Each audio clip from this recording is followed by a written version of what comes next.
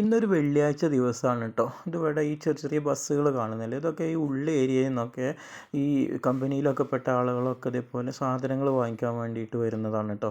അതായത് ആഴ്ചയിൽ ഒരു ദിവസമാണ് അവർ ഒരാഴ്ചക്കുള്ള സാധനങ്ങളൊക്കെ വാങ്ങിക്കൊണ്ട് പോകുന്നത്.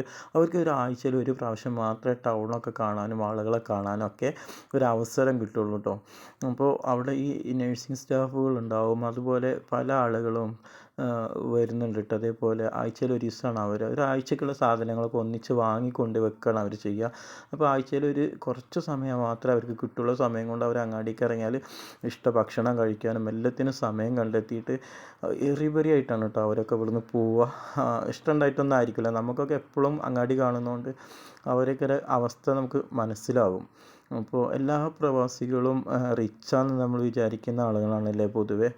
പ്രവാസികളെല്ലാവരും റിച്ചൊന്നുമല്ല കേട്ടോ. ഒരു 10% ഉള്ളൂ റിച്ചായിട്ട്. ബാക്കി 90% ഇതുപോലെയാണ് കേട്ടോ. അന്നന്നേക്ക് വേണ്ടിയിട്ട് ഓടി നടക്കുന്നവരാണ്.